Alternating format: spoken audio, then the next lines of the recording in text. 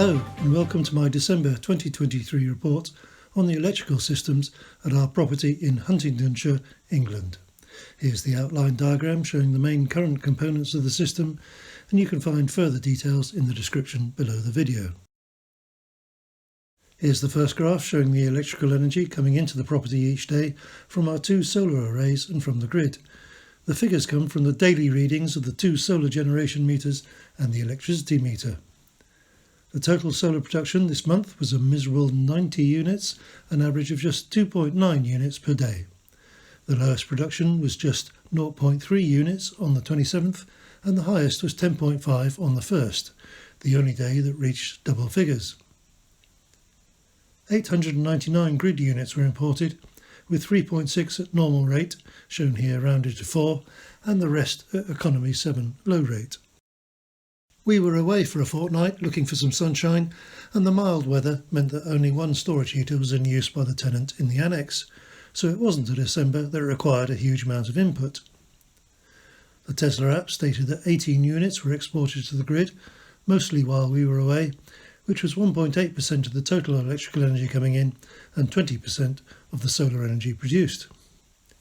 The solar contribution to the month's electricity input was a mediocre 9.1%. This second graph shows how the electrical energy reached the property in the car, either directly or via the Powerwalls. The car's home charging figures come from the My Energy app, and the Tesla app supplies the rest. 5.3% of the energy came directly from solar, and an additional 2.4% was solar coming via the Powerwalls, giving a total solar contribution to the energy used of around 7.6% to one decimal place.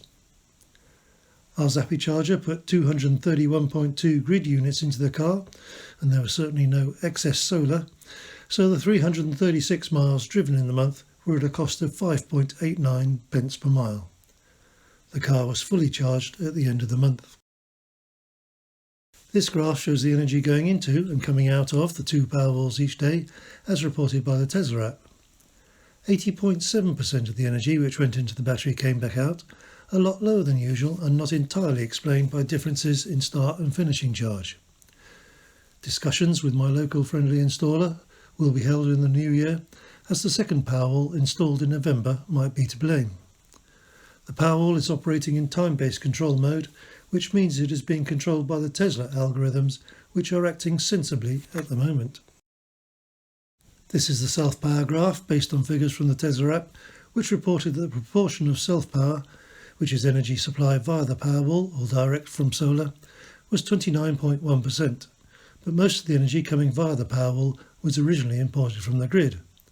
But those are low-rate units being fed to the property during the 17-hour normal rate period. And here's the graph showing the solar southwest production over the years since installation. 37 units puts this December as comfortably the worst December of the 12 years, and therefore the worst month of all. December's updated arithmetic mean is 54.4 and the median is 53. Here is the cumulative year-to-date graph for the production from the southwest array. 2023 has dropped by one more position and ended up at 10th place out of the 12 years. This graph shows the daily output of the two solar arrays for the past 365 days. The newer southeast array with solar edge technology has often struggled to wake up, as there have been so many very dull days. And this is the distribution of the energy input and export for the whole of the past year. And this graph shows just the daily solar production for the same period. This final graph shows a summary of our grid activity over the years since we moved here in the summer of 2011. The grey and red lines show the number of low rate and normal rate grid units imported each month, as measured on the left-hand scale. The monthly electricity cost is shown by the yellow line in the right-hand scale. The green line on the graph shows the monthly contribution to the feed-in tariff payments for the old Southwest Array's production. That's all for this final monthly report of 2023, and I hope to publish a 2023 annual summary soon. Monthly reports next year will be much shorter and consist of the same graphs but without much narration. Mainly just acting as my own personal record, but you're welcome to come back and imagine hearing the same script that has been used in the past. I would like to express my surprised thanks to everyone who has subscribed to the channel, around 190 more than I had originally expected. I'll leave you with the Tesla app graphs for each day of December and dreams of a sunnier location.